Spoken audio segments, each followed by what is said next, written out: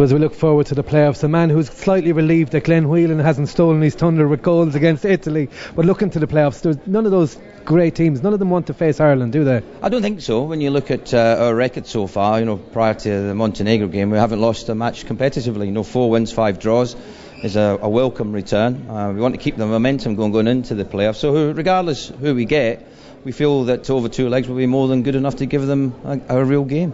What are your own memories of the playoffs? Not good. We played against Holland in 1995 for the 96 Euros and at Anfield, and we were awful on the night. Nothing we did went right. But in fairness, we were up against a very good Dutch side who beat us 2-0, and it could have been more in reality. And then after that, to lose out to Belgium over 2 legs, where the first leg we got a 1-0 draw at home. We were a little bit disappointed. We thought we were better than that. But certainly in the second leg, going a goal behind to pull it back to 1-0. We thought we were in a real chance, but we just weren't consistent enough over that last 45 minutes, and it was heartbreak once again. And our record overall, Ireland that is, in the playoffs isn't very good. I think we've only won 1, which was against Iran over 2 legs. So listen, it's about time it went in our favour and things started to change and we start getting our record better than it has been, that's for sure. And we kind of know pretty much what teams we could face. This could be Portugal, France, Russia or Greece.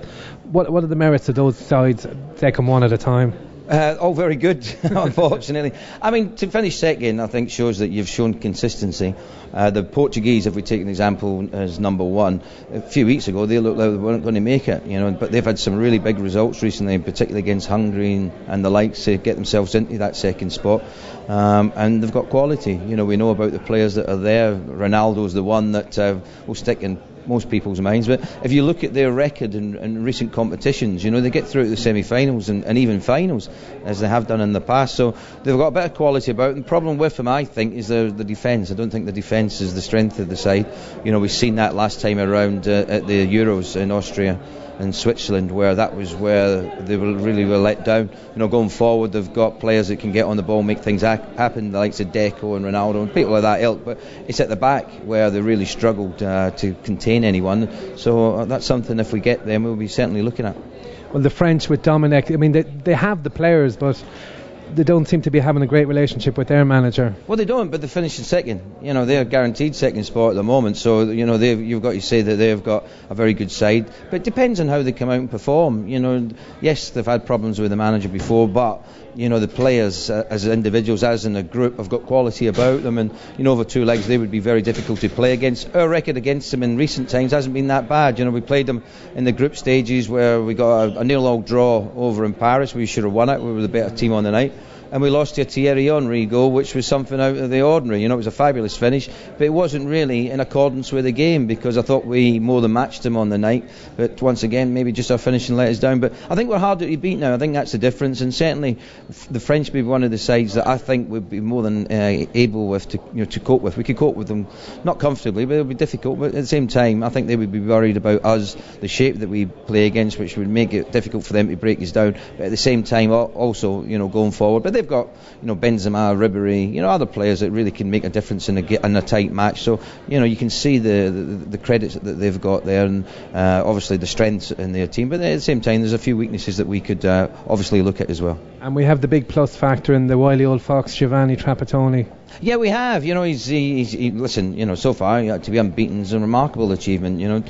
Of all the teams that finished second, we're the only ones that haven't lost a game so far. So I think that's to our credit. You want to take momentum into the game, and the thing that we need is everyone fit and well. I think that's the biggest thing for us.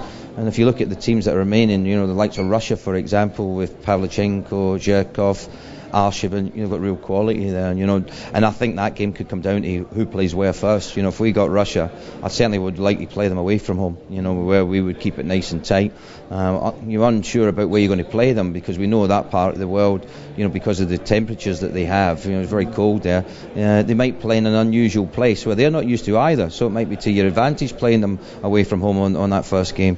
But it's got to be a tough match. They've got quality as well. They've got good players, and they've shown that the last time around at the Euros, where they got to the semi-finals, and they did that because they really got the ball down and passed it around well. They've got elusive players, they've got quality, technically gifted players as well. So that would be a very difficult game. And the remaining one we think could be Greece, which would probably be the weaker of the four. That sometimes works in your favour and can work against you, because the expectations of everyone would go up if you got Greece, when they would be saying, you should beat them. Whereas, Greece at home will be very difficult. If you look at Greek results when it comes to Europa League, when it comes to the Champions League, at home, they don't have to win a lot of matches. The percentage of wins would be very, very high, because they get the fans behind them. They seem to relax a lot more in that environment, and they go and play their best football. It's when they come away from home where they really struggle. That could be a better option for us, but at the same time it might just raise the expectations a little bit higher than they should go. But whoever we get, I just feel that FIFA's got it wrong. They should have had the rules set in place. For example, whoever comes fifth in South America, they're going to play a team from Oceania in a playoff. So why at this stage did we not know exactly what was going to happen in Europe? So it comes down to FIFA and the way that they've implemented the rules to suit certain nations, which I think is totally wrong. But we can't do anything about it. All we've got to say is we're delighted to be in the playoffs. If you look at previous competitions that we've been in, we've been fourth, third, and nowhere near second. At least this time around we've been comfortable second, and we really nearly pushed Italy all the way, only for a goal in the last minute or so of the match. There has been some criticism from some other individuals on the RTE panel.